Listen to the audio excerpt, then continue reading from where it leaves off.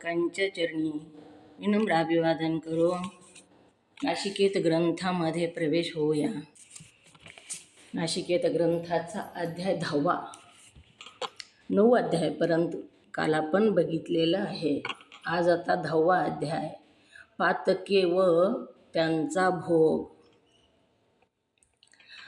आता महामुनी नाशिकेत यांनी आणखीही जे देखले ते सांगू लागलेले आहेत. महामुनी, महान असे मुनी जे नाशिकेत, ते सर्व मुनींना तिथं जे बघितलं ते सांगू लागलेले आहेत. सांगू लागला आणि धर्माधर्म विचार न करून संसारात घोर दुःखे भोगतात. हे सर्व स्वर्गीचे प्राणी असून मृत्यूलोकी आले. मनुष्य प्राणी कोण आहे?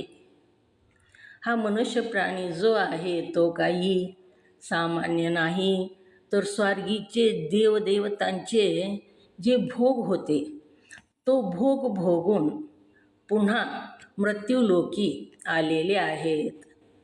स्वर्गीच्या सुद्धा ज्यांना स्वर्ग प्राप्त झाला, वैकुंठ, स्वर्ग, कैलास असं जी म्हणतो आपण, पुण्यवंत जीवात्मे तिथले भोग भोगून पुन्हा मृत्यूलोकी आलेले आहेत. आणि ते पुन्हा इथून क्षणात जातील. इथंच राहणार आहेत का ती? तर इथून सुद्धा ते निघून जाणार आहेत. म्हणून इथंच विचार करावा. जीवन जे आहे हे जीवन स्वप्नाप्रमाणे आहे. स्वप्नामध्ये किती वेळाचं असतं स्वप्न? जसं उगं थोड्या वेळाचं स्वप्न असतं, तर ते स्वप्न जागं झालं की संपून जातं. आणि जागं झाल्यानंतर स्वप्न खोटं होतं हे कळतं. तसंच हे जीवनसुद्धा क्षणात जातील. इथं आलेले आहेत हे लोकसुद्धा वेळ पुढे सरखायलेला आहे आणि एके दिवशी ते निघून जाणार आहेत. क्षणात निघून जातील. एवढा हा स्वर्गीचे देवच तुम्ही मनुष्य असं सांगू लागलेले आहेत. आणि इथं आला तर इथं आता सार्थक करून घ्या. इथं तुम्हाला मोक्षापर्यंत जाता येतं. मोक्षापर्यंत नाही जाणं झालं तर निदान इथून पतन तरी होऊ नये, खाली तरी जाऊ नये. ही जी पुण्यात्मे आहेत मनुष्य जन्माला आत्ता आलेले, तेच आपण आता जी ह्या ज्ञानाकडं आले, हे आपण सत्यलोकातसुद्धा होतो. सत्यलोकात होतो, त्रेतालोकात होतो. आपले जन्म झालेले आहेत आणि म्हणूनच आपण आता ह्या ज्ञानाकडं आलेलो आहोत. जेव्हा रामप्रभू होते तेव्हा आपण कोण होतो काही माहीत नाही, परंतु त्यांच्या संपर्कात आपण होतो. हनुमानच्या संपर्कामध्ये जे माकडं होते ते होऊन का होईना आपण ईश्वराचं सानिध्य लाभलेलं आहे. कृष्ण अवतारामध्ये सुद्धा गोपिका म्हणून, गोपाळ म्हणून, गायी म्हणून, काही का होईना म्हणून, पण त्यांच्या संपर्कात, त्यांच्या सानिध्यात हे जीव होते. आणि ते पुण्यवंत आत्मेच जीव, पुण्यवंत जीव स्वर्गाला जाऊन पुन्हा मृत्यूलोकाला आलेले आहेत. इथून सुद्धा आता क्षणात निघून जातील. कारण कर्माने अज्ञानरूपी अंधारात ओढून त्यास षड्रिपू राक्षसांनी सर्वस्व हरवून नेले. इथं आल्यानंतर काय झालं? अज्ञानामुळं, अज्ञानरूपी अंधकार आहे आणि अज्ञानरूपी अंधकारामुळं षडरिपू कोणतेच षडरिपू बरांडेताई? षडरिपूची नावे काय काय आहेत? षडरिपू म्हणजे काय? कोण सांगते? ज्योतिताई मुरोटकर बोला. ओम नमः शिवाय ताई. हा काम, क्रोध, लोभ, मोह, मत्सर. ओम नमः शिवाय ताई. किती झाले मोजा? काम, क्रोध, लोभ, मोह, मत्सर. किती सगळे मिळून? किती षडरिपू किती आहेत? 6. मग कोण कोणते 6? काम, क्रोध, लोभ, मोह, मत्सर. ते 2. ओम मद आणि मत्सर. मत्सर. ओम नमः शिवाय ताई. ओम नमः शिवाय. ही जी षडरिपू आहेत, ह्या षडरिपू राक्षस आहेत. ही काय सामान्य नाहीत, हे राक्षस आहेत. रिपू म्हणजे शत्रू, दुश्मन. ह्या दुश्मनाने, ह्या षडरिपूंनी, ह्या राक्षसांनी सर्वस्वी हरवून नेले. आपलं आयुष्य जी आहे ती ह्या षडरिपूंमध्ये एक एक दिवस निघून चाललेला आहे. काम कशाला म्हणावं? मिळवायचे, प्राप्त करायचे. काय करायचे बुरांडेताई? इथं सगळं करायचं. इथं काय करायचं नाही असं काहीच नाही. आपल्याला स्वतःला उंच जायचं, मुलाला मोठं करायचं, डॉक्टर करायचं, कुणाला इंजिनियर करायचं, जावाई कलेक्टर बघायचा, सुनबाई डॉक्टर बघायची. सगळं करायचं. ही करायचं. एक घर असलं तर दुसरं बांधायचं, दुसरं असलं तर तिसरा मजला चढवायचा, 2 एकर असली तर 4 एकर घ्यायची, 5 तोळे असलं तर 10 तोळे घ्यायचं. हे सगळं करायचं. ह्याला काम आहे, काम. मग ही करायचंय पण मरायचंय सुद्धा. ही करायचं, ह्याच्यामध्ये मरायचं लक्षातच राहत नाही.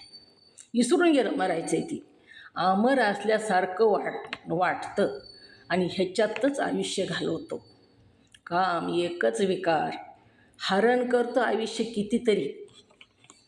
जेवणाची शुद्ध नाही, झोपीची शुद्ध नाही, इतकं पळत सुटलेलं आहे अपेक्षा पूर्तीसाठी करायचे म्हणून.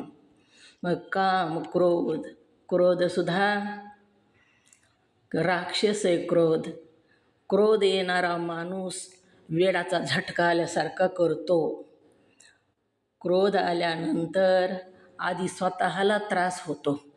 ज्याला क्रोध आला त्याला आधी त्याचा अंतःकरण जळतं. क्रोध आल्यानंतर बघा तुम्ही, माणसाचं रक्तसुद्धा जोरात वाहतं क्रोध आल्यानंतर. आणि तो दुसऱ्याला काहीही बोलतो. त्या क्रोधाच्या भरामध्ये बोलतो, मारतो, वेडाचा झटका आल्यासारखा काही पण करतो तो क्रोधामध्ये. मग हा क्रोधाचं स्वरूप हातामध्ये अंगारे घेऊन विस्तवाचे, अंगारे म्हणजे हार विस्तवाचा जो आहे लाकडाचा, हातामध्ये अंगारे घेऊन दुसऱ्याच्या अंगावर फेकून देणं.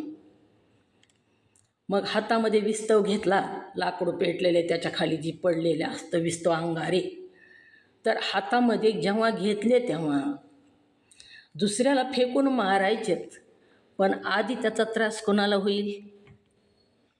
ओम नमः शिवाय. कोणाला होतो त्रास आधी? हातामध्ये ती विस्तव कोणाला पोळणार?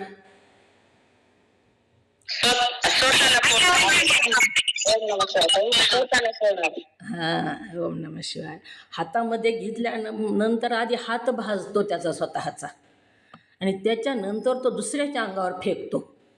मग दुसऱ्याच्या अंगावर पडू नाही पडू, एखाद्या साधू संताच्या अंगावर फेकलं तर त्याला काहीच होत नाही, परंतु काही होत नाही म्हणजे ते चुकवतो.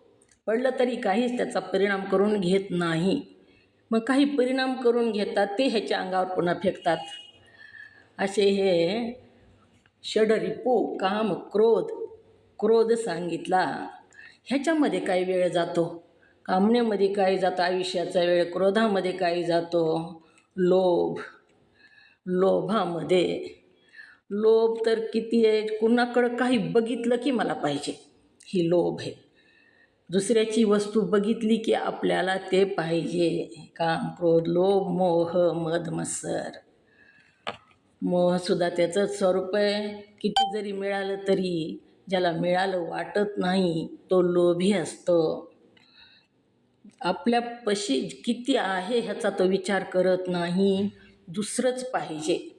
आपल्यापेक्षा त्याच्यापाशी किती जास्त आहे आणि ते मला पाहिजे त्याच्या एवढं.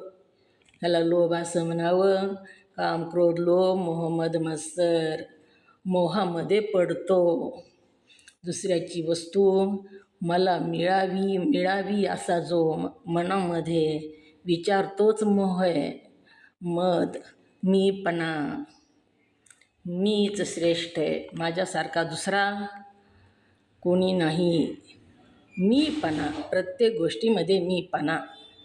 मलाच येतं, माझाच आवाज खूप चांगला आहे, मलाच म्हणता येतं, मीच कमवलं, सगळ्यापेक्षा माझंच घर सुंदर आहे. ही जी मी आणि माझं ह्याच्यामध्ये मद म्हणजे काम, क्रोध, लोभ, मोह, मद, मत्सर. ह्याला मद म्हणावं. मद म्हणजे मीपणा. आणि असा जो अहंकार आहे, मीपणा आहे, मीपणा म्हणजेच अहंकार. मी श्रेष्ठ. धनवान लोक बघा, तुम्ही गावाचा सरपंच झाला ना तरीसुद्धा लोकाला नीट बोलत नाही. त्याला वाटतं मी काय झालो की किती मोठा झालो की. हा जो मद आहे तो मद, हा मदसुद्धा कशा कशाचा येतो तर स्वरूपाचा येतो. माझ्यासारखं सुंदर कोणी नाही. धनाचा येतो, माझ्यापाशी खूप पैसा आहे. पदाचा येतो, मला खूप आमदार झालो मी. पद, प्रतिष्ठा, असा ही मद आहे. काम, क्रोध, मोह, मद, मत्सर, दंभ आणि अहंकार. मत्सर म्हणजे ज्याचं चांगलं झालं ते आपल्याला बघवत नाही त्याला मत्सर असं म्हणावं. दंभ म्हणजे ढोंगीपणा आणि अहंकार म्हणजे पण मीपणा. ही जी 6 शत्रू हीच सगळं आयुष्य हरण करून टाकतात. ह्याच्यामध्येच आयुष्य पुढे सरकायला हे कळतच नाही. किती आयुष्य गेलं आणि काय केलं त्याच्यामध्ये. दिवसभर काय केलं आणि रात्रभर काय केलं. षडरिपू राक्षसांनी सर्वस्व हरून नेले. सगळं हरून नेलं. आयुष्य जी मिळालेलं होतं त्यामुळे शिष्णोद्धर पारायण होऊन जन्म मरण दारुण दुःख भोगतात. मोह, शिष्णोद्धर पारायण म्हणजे वासना तृप्तीसाठी. वासना तृप्ती होण्यासाठीही त्याच्या मागं पळतात वासनेच्या. आणि आयुष्य ही जी षडरिपू आयुष्य हरण करतात, कशासाठी आला ही त्याला कळत नाही. मौल्यवान आयुष्य प्राप्त झालेले, स्वर्गीचे देव आहात तुम्ही असं सांगू लागलेले आहात. मग इथं आल्यानंतर विसरून गेलात तुम्ही सगळं. कशामुळे विसरून गेलात तर ह्या 6 शत्रूंनी आपल्यावर राज्य करतात. हे 6 शत्रू आणि ही शत्रू आहेत असं आपल्याला वाटत नाही. जेव्हा आपल्याला कामना प्राप्त होते, छोटी मोठी कोणतीही असो, आपल्याकडं 1 तोळेचं आहे तर 2 तोळेचं प्राप्त करावं, ही कामना प्राप्त झाली, ही वाईट आहे असं आपल्याला कळत नाही. त्याच्यामुळे ती कामना वाढत जाते. क्रोधसुद्धा जेव्हा क्रोध करतो तेव्हा माझं काही चुकलंच नाही म्हणतो, तो मान्य करत नाही. आणि असा जो करतो तो स्वतःला जास्त धोका देतो. ह्याचा परिणाम दुसऱ्यावर होत नाही, जास्त स्वतःवर होतो. 100 एक पिता होता आणि त्यानं काय केलं, 100 रुपये एका मुलाला दिले आणि सांगितलं, चांगले चांगले रसाळ फळं घेऊन ये बाजारातून. आंब्याचे दिवस आहेत आता, उन्हाळ्याचे दिवस, चांगले चांगले बघून 100 रुपये तुझ्याकडं आणि तेवढ्याचे फळं घेऊन ये. हा गेला.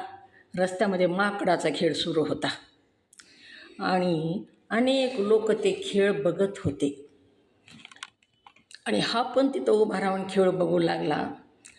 ती सुंदर खेळ होता माकडाचा. माकड चांगलं हावभाव करत होतं, सांगल तसं त्या मादिरा जो असतो तो मदिरा का काय म्हणतात त्याला, ते माकड नाचिवणाराला. तर तो नाचित होता, म्हणील तसं ते माकड ऐकत होतं. आणि ह्यानंही तो ती खेळ बघू लागला. आणि पैसे लोक सोडून मदारी म्हणते ताई त्याला, मदारी. मदारू म्हणतात का? हो नमः शिवाय म्हणतात. मदारी मदारी. हां हां हां, मदारी. तो जो मदारी असतो माकडाला खेळवणारा, तो अतिशय उत्कृष्ट त्या माकडाला खेळू लागलेला होता. हाही बघू लागला, सगळेच लोक बघू लागले आणि लोक पैसे सोडू लागले. आणि हाही 100 रुपये ह्याच्याकडं होते. ह्यानंही पैसे सोडायला सुरू केलं. आणि किती वेळ गेला हेच त्याला कळालं नाही. संध्याकाळ होत आली. जेव्हा संध्याकाळ होत आली आणि ते माकडाचा खेळ बंद झाला, तेव्हा त्याच्या लक्षात आलं आपल्याला इथं कशाकरता पाठवलं होतं. आपल्या वडिलांनी आपल्याला 100 रुपये दिलेले होते आणि चांगले चांगले फळं घेऊन ये म्हणून पाठवलं. आणि आपण त्या 100 रुपयाचं काय केलं? त्या माकडाच्या खेळावर दिले उधळून. काहीच जवळ राहिलेलं नाही. परत येण्यापुरते सुद्धा पैसे राहिलेले नाहीत. फळं तर घ्यायचे दूरच राहिले. आता परत येण्यापुरते पैसे जर नसतील तर कसं यावं लागेल परत? ओम नमः शिवाय. किती फजिती होईल येत्याच्या वेळेस पुन्हा घराकडं. तसंच आहे आपलंसुद्धा, तसंच आहे. परमपिता परमात्मा जो आहे त्यानं 100 वर्षाचं आयुष्य दिलं, आसपास 100 वर्षाच्या. आणि सांगितलं जा चांगले चांगले कर्माचे फळं घेऊन ये. स्वर्गीतले देवच तुम्ही म्हणून सांगू लागलेले आहेत. चांगले चांगले रसाळ फळं एवढेचे तू घेऊन ये. ह्यानं काय केलं? 100 वर्षाचं आयुष्य दिलेलं आहे त्यानं. कुणावर उधळलं? ही माकडाचा खेळ, ही प्रपंच ह्याच्यावर उधळून दिलं. दिवसा रात्री त्याच्याच काळजी, त्याच्याच चिंतेत राहत होतो. आणि तेवढं आयुष्य त्यानं उधळून दिलं. आणि परत जाताना सुद्धा पुण्य असेल तर चांगल्या मार्गानं जाता येतं, आणि पाप असेल तर वैतरणी नदी दक्षिण मार्ग. आपण बघत आहोत तेच. षडरिपो राक्षसांनी सर्वस्वी हरण करून नेलं. त्यामुळे कृष्णोद्धर पारायण होऊन जन्म मरण दारुण दुःख भोगतात. वासना कोणत्या कोणत्या वासना असतात तर सांगता येणार नाही. इतक्या गणती करता येत नाही. इतक्या वेगळ्या मनामध्ये कल्पना वासना असतात प्राप्त करून घ्यायचं. साधू संत तिला आवरतात. वासनेच्या संगे नको जाऊ मना, पाहत्या रावणा काय झाले. आपल्या मनाला समजवून सांगतात, असं करू नको रे म्हणा. तू जर असं केलंस तर मला दुःख होईल पुढे. कृष्णोद्धर पारायण होऊन जन्म मरण दारुण दुःख भोगतात. दारुण दुःख, सामान्य दुःख नाही, भयानक असं दुःख भोगतात. प्राण्यास शुभ अशुभ कर्माची झडती अवश्य दिली पाहिजे. जो हा प्राणी आहे, हा जीव आहे, हा जीव जेव्हा देह सोडतो तेव्हा त्याला सगळी झडती द्यावी लागते म्हणू लागलेले आहेत. शुभ कर्माची आणि अशुभ कर्माची. आपल्याला काय वाटतं? आपलं जी पाप आहे ते पाप आपल्याकडून काही ना काही घडलेलं असेल तर आपण पुण्य जर केलं तर पापाचा नाश होईल. पण तसं नाही. इथं वजा बाकी नाही, बेरीजच आहे नुसती. शुभकर्म केलेस तर शुभकर्माचं फळ तुला मिळेल, अशुभ कर्माचं पण मिळेल, वजा बाकी होणार नाही. शुभ अशुभ कर्माची झडती अवश्य दिली पाहिजे. ती काही चुकवायची नाही, ती चुकणार नाही. करावं ते भरावं, पेरशील ते उगवल, ही चुकणार नाही. आता मी धर्मसभेत जो प्रकार पाहिला तो संध्यात ऐका. त्या यमराजाच्या धर्मसभेमध्ये जी मी बघितलं आणखीन दुसरं ते तुम्ही ऐका. जे ते धर्मराज सिंहासनावर बसून आपल्या दूतास आज्ञा करतो.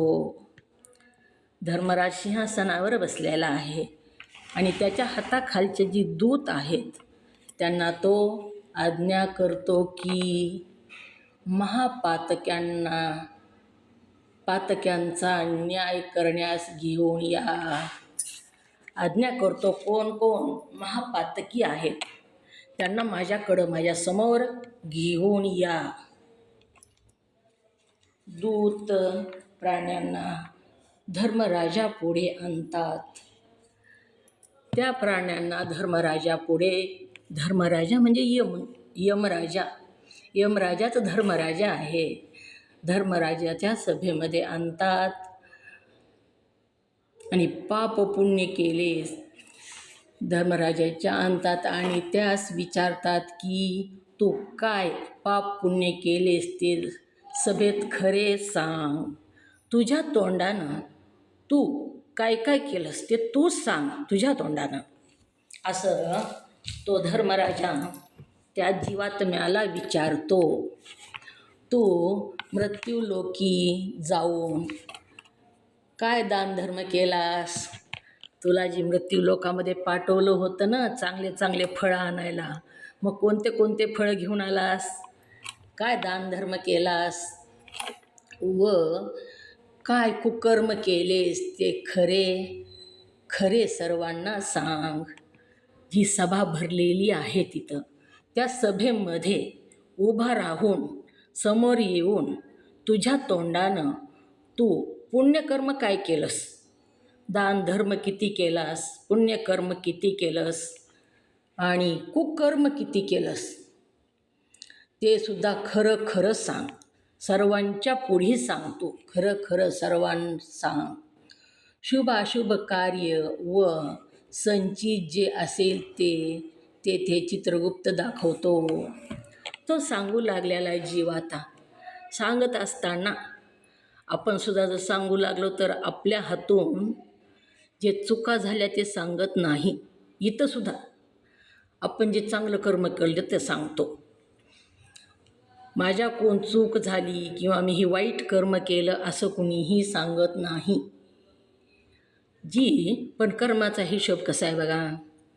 कर्म आपण सांगत असताना दान केलं, आता 10 लाख रुपये 4 लाख 5 लाख रुपये काय ते दान केलं एखाद्या शाळेला, एखाद्या मंदिराला. किती जणाला सांगतो आपण मी 5 लाख दिले, मी 5 लाख दिले, मी 5 लाख दिले. परंतु त्याच शाळेमध्ये त्याच्याबरोबर एक मित्र होता, त्यानं चोरी केली. आता चोरी केलेलं सांगतो का तो? त्याच्याबरोबरच असतो दोघं. दान केलेला पण त्याच्याबरोबरच आहे आणि चोरी केलेला दोघंही बरोबर आहेत. ज्याने दान धर्म केला तो आपल्या आपल्या मुखाने सांगतो. मी ही पाहणं, ही जी मंदिर आहे ना चढलेलं एवढं मोठं, ह्या मंदिराला मी 5 लाख रुपये दान केले. आणि ज्यानं चोरी केली ती गप्प बसतो, काहीच बोलत नाही. ज्या वेळेस मी 5 लाख रुपये दान केले हा आपल्या स्वतःच्या मुखानं म्हणतो त्यावेळेस त्याचा अर्ध पुण्य नाश होऊन जातं.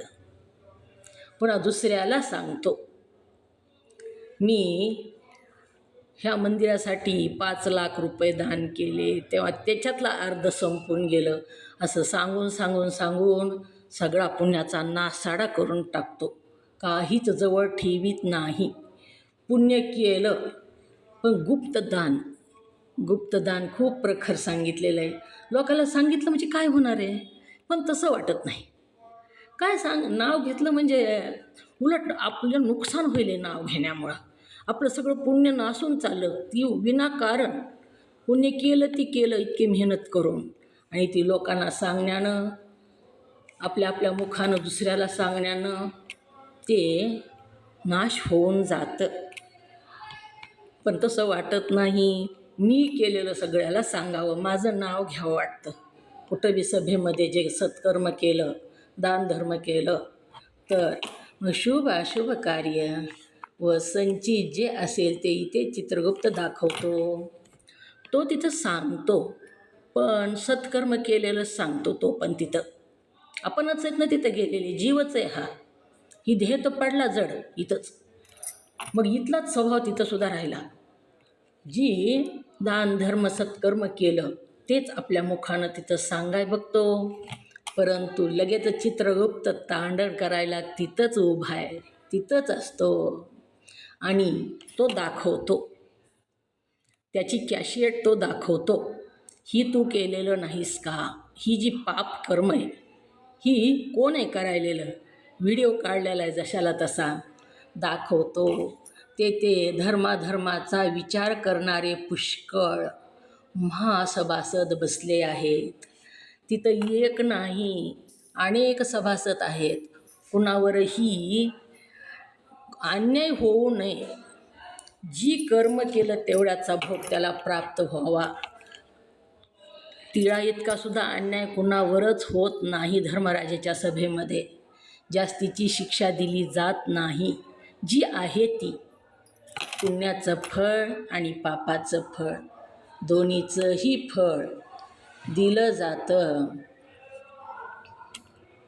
तर महासभासद बसलेले आहेत, ज्ञानी आहेत ते सभासद, आणि शास्त्राचं त्यांना माहीत आहे, कर्माचे सिद्धांत त्यांना माहीत आहेत आणि कोणत्या कर्माला कोणती शिक्षा करावी लागते हे सुद्धा त्यांना माहीत आहे. त्यांनी त्यांची नावे ऐका. कोण कोण तिथं बसलेले त्या धर्मराजाच्या सभेमध्ये त्यांची नावं सांगतो, ऐका. आवाज आहे ना? ओम नमः शिवाय. काय म्हणलं? नंदाताई म्यूट करा. नंदाताई हां ओम नमः शिवाय. म्यूट करा ताई. नंदाताई म्यूट करा. ओम नमः शिवाय. म्यूट करा, आवाज यायला. नंदाताई म्यूट करा.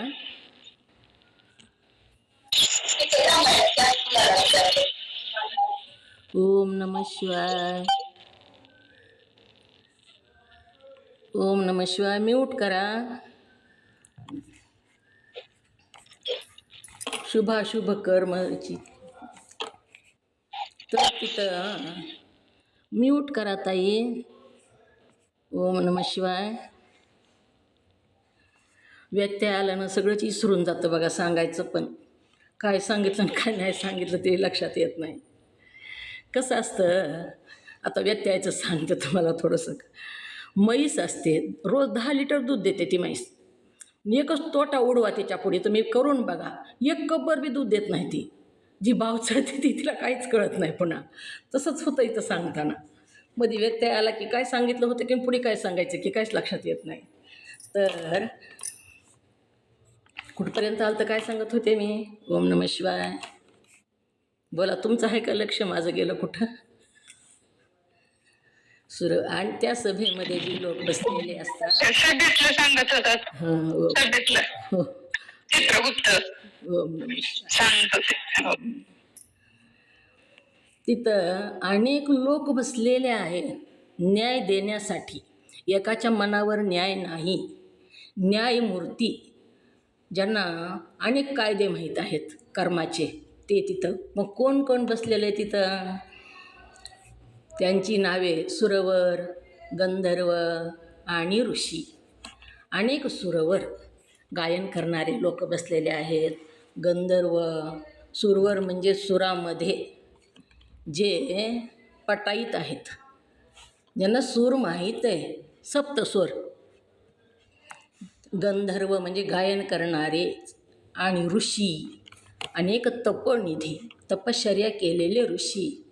हे आपल्या तपोतेजाने दैदिप्यमान असून तेजस्वी असे तपश्चर्या केलेलं तेज त्याच्यामध्ये भरलेलं आहे असून न्यायकार्यास मोठे विलक्षण आहेत. न्याय देण्यासाठी समर्थ आहेत.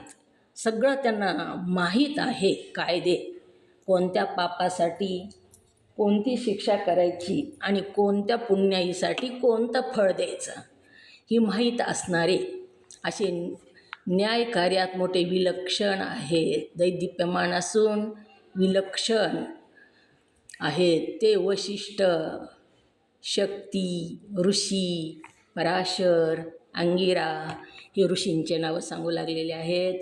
रोमहर्षण, विश्वामित्र, अत्री, गौतम, मैत्रेय, बृहस्पती, देवगुरु बृहस्पती, शुक्राचार्य, कश्यप, देवगुरून राक्षसगुरू शुक्राचार्य, कश्यप ज्याने सृष्टी निर्मितीसाठी फार त्यांचा वाटा आहे कश्यप ऋषींचा, कात्यायन, दूर्वास. कात्यायन ऋषी देवीचे भक्त आहेत, फार मोठे भक्त आहेत कात्यायन ऋषी देवीचे.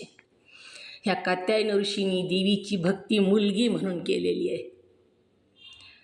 सगळ्या ऋषीची माहिती सांगायला खूप लांब होतं, एखाद्या ऋषीचं जे माहीत नाही ते सांगून बघते. कात्यायनी ऋषी जे आहेत त्यांनी देवीची भक्ती करत असताना मुलगी म्हणून भक्ती करायची ती.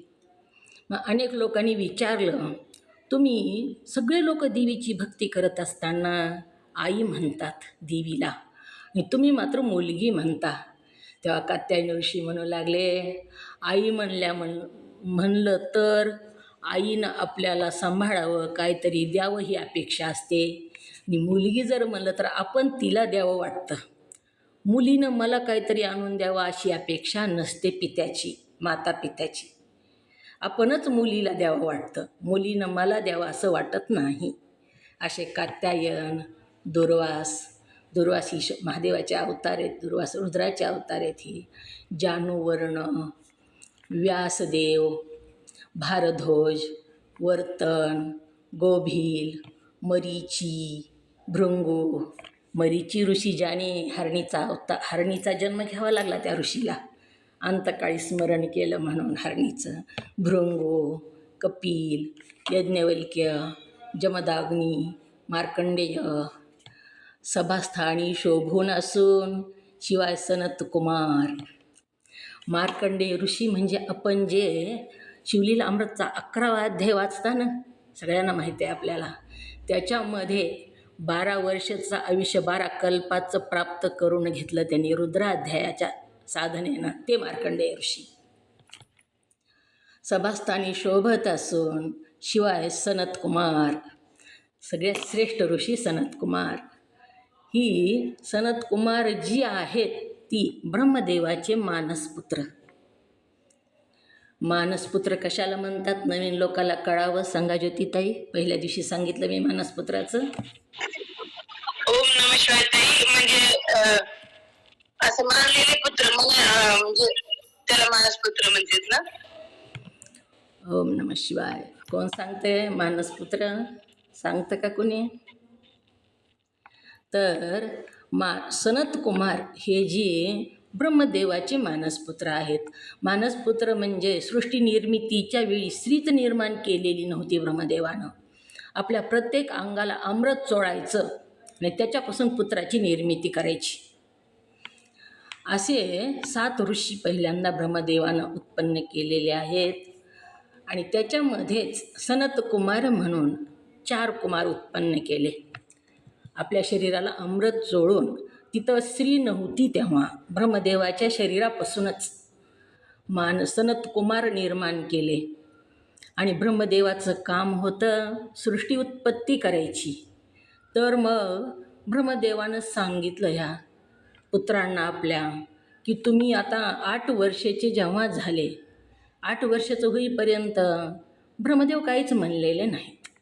परंतु 8 वर्षाचे झाले तेव्हा त्यांना सांगितलं की तुम्ही विवाह करा. विवाह करून सृष्टी उत्पत्तीसाठी मला तुम्ही मदत करा. तेव्हा सनत कुमारांनी नाही म्हणून सांगितलं. नाही, आम्हाला ब्रह्मज्ञान प्राप्त करून घ्यायचे, आम्हाला ह्या चक्रामध्ये पडायचं नाही. तेव्हा ब्रह्मदेव म्हणू लागले, माझी आज्ञा तुम्ही का पाळत नाहीत? तुम्ही माझे मुलं आहात, मी तुम्हाला जन्म दिला आणि सृष्टी उत्पत्तीसाठी म्हणून मी तुम्हाला लग्न करा म्हणलं तर माझं तुम्ही ऐकत नाहीत. माझं तुम्हाला ऐकावंच लागेल आणि तुम्ही लग्न करा.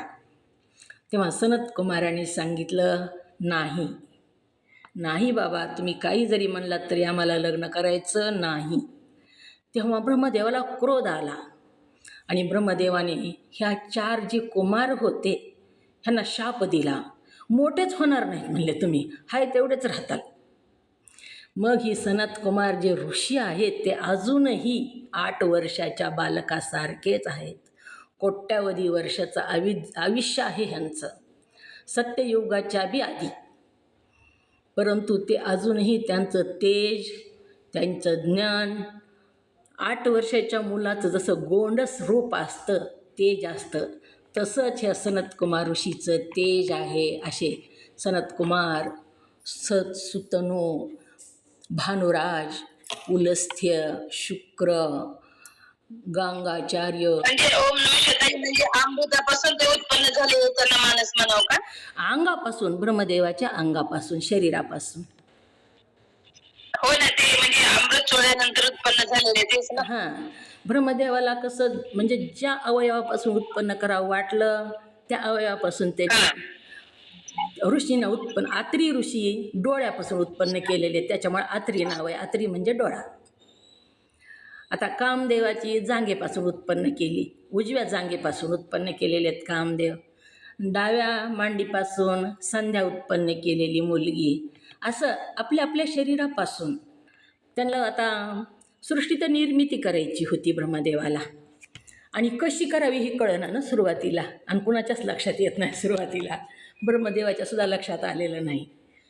तुला सृष्टी उत्पन्न करण्यासाठी जन्म दिला असं सांगितलेलं आहे महादेवानं, पण सृष्टी कशी उत्पन्न करावी हीच लक्षात येईना. त्याच्यामुळे त्याने काय केलं, सुरुवातीला सृष्टी उत्पन्न करताना हाताला अमृत चोळावं, पुरुष तयार करावा, पायाला अमृत चोळावं, पुरुष तयार करावा, भुजेला अमृत चोळावं, पुरुष तयार करावा, असं सुरुवात केलेली सृष्टीची उत्पत्ती करताना. मग ती जी उत्पन्न केले ना पुरुष, त्यांना मानसपुत्र असे म्हणतात. मग पुन्हा स्त्री उत्पन्न केली आणि पुन्हा मैथुनी सृष्टी पुन्हा निर्माण झाली. ही ब्रह्मदेव जेव्हा सृष्टी उत्पन्न करू लागले तेव्हा असे पुरुष उत्पन्न करू लागले आणि ती स्थिर होईना गेले. जिकडं जातात तिकडंच जायचे, माघारीच येत नव्हते ती. त्याच्यामुळं ब्रह्मदेवानं महादेवाची पुन्हा आराधना केलेली आहे. 5 युगामध्ये शिवाचे जे 5 सांगितले ना, सदोजात, वामदेव, आघूर, तत्पुरुष, ईशान्य, ही 5ही रूपाची ब्रह्मदेवानं आराधना करून सृष्टी उत्पन्न करण्याचं ज्ञान प्राप्त करून घेतलेलं आहे. तर ती ज्यावेळेस स्त्रीच उत्पन्न नव्हती त्यावेळेस ब्रह्मदेवानं आपल्या शरीरापासून जे उत्पन्न केले पुरुष, त्यांना मानसपुत्र असं म्हणतात. नाही, ते मंत्रशक्तीने पण उत्पन्न करत होते काहीतरी ब्रह्मदेव मंत्रोच्चाराने पण. त्यांच्यामध्ये शक्ती होती ना, ती सृष्टी निर्मिती करायचंच काम होतं ना त्यांना. मंत्रशक्तीनं कुणी उत्पन्न केलेलं आहे का लक्षात? ओम नमः. किन्नर मग कशी आहे ती? किन्नरची पण कथा खूप मोठी आहे ती. प्रथम ब्रह्मदेवानं दक्ष राजाला सृष्टी उत्पत्तीसाठी, आता जसं सनतकुमाराला ब्रह्मदेव म्हणले ना सृष्टी उत्पन्न कर, तसे दक्ष राजासुद्धा ब्रह्मदेवाचे मानसपुत्रच आहेत. तर दक्ष राजाला सांगितलं सृष्टी उत्पन्न कर म्हणून. दक्ष राजानं सृष्टी उत्पन्न केली, 5000 मुलांना जन्म दिला. परंतु 5000 मुलाला जन्म दिला आणि नारद मुनींनी त्यांना वैराग्य मार्गाला लावलं. मत करो शादी, शादीशी होगी बर्बादी, असा उपदेश केला आणि त्यांना वैराग्य मार्गाला लावलं. पुन्हा दुसरेही उत्पन्न केले, त्यांनाही वैराग्य मार्गाला लावलं. त्यावेळेस दक्ष राजानं उत्पन्न केलेली ती किन्नर. पुन्हा दक्ष राजानं नारदाला शाप दिला, माझ्या मुलाला संसार करण्यासाठी मी जन्माला घातलं आणि तू माझ्या मुलांना वैराग्य मार्गाला लावलंस. एवढे 10,000 मुलं माझे, आधी 5,000 जन्माला घातले, पुन्हा 5,000 घातले आणि सगळेच वैराग्य मार्गाला लावलेस. तुला मी शाप देतो म्हणले, 1 मिनिटसुद्धा एका जागेवर थांबणार नाहीस, 1 घडी भटकत फिरशील. आणि पुन्हा ब्रह्मदेवानं येऊन दक्षराजाची दोघंही मुलं ब्रह्मदेवाचेच आहेत, नारद मुनीसुद्धा मानसपुत्रच आहेत. दोन्हीही मुलाची समजून घातली आणि दक्ष राजाला म्हणू लागले, अरे तुझी ही उत्पन्न केलेली मुलं होते ते स्त्री आणि पुरुष दोन्ही पण नव्हते. ते संसार करण्याच्या लायकीचे नव्हते किन्नर. पहिली उत्पत्ती ब्रह्मदेवाची किन्नर. चुकलं त्याचं उत्पन्न करताना ब्रह्मदेवाचं आणि पहिली उत्पत्ती किन्नर झालेली आहे चुकल्यामुळं. ओम नमः शिवाय. आलं का लक्षात ताई? का राहिला काही संशय? ओम नमः शिवाय. संशय मनात नाही राहिला पाहिजे. ओम नमः शिवाय. म्हणजे उत्पन्न माहित नव्हतं ना, उत्पत्ती कशी होती? जन्म द्यायचा, अंगापासूनच जन्म द्यायची ती ब्रह्मदेव. स्त्री नव्हती तेव्हा पुन्हा महादेवाची आराधना केली आणि ब्रह्मदेवानं महादेवाला विचारलेलं आहे. देवाने सांगितलं मैथुनी सृष्टी उत्पन्न कर, अशी सृष्टी स्थिर होणार नाही. तेव्हा स्त्री पाहिजे मैथुनी सृष्टीला. मग महादेवाला विचारलं स्त्री कशी असते? मग प्रथम दर्शन अर्धनारी नटेश्वरानं दिलेलं आहे आणि ती अर्धनारी नटेश्वराच्या अर्ध्या अंगामधून शरीरापासून स्त्री बाजूला निघाली आणि स्त्री अशी असते तरीसुद्धा ब्रह्मदेवाला उत्पन्न करता येईना. पुन्हा भगवतीची तपश्चर्या केलेली, ती खूप कथा भाग मोठा आहे, सृष्टीखंड म्हणून येते ती. 20-25 अध्याय त्याचे. ओम नमः शिवाय. थोडक्यात कसं सांगावं ती. आपला वेळ झालेला आहे. झालेली सेवा सद्गुरूंच्या चरणी समर्पित. राहिलेली काही शंका असेल तर उद्या विचारा. आता सर्वांच्या चरणी वंदन.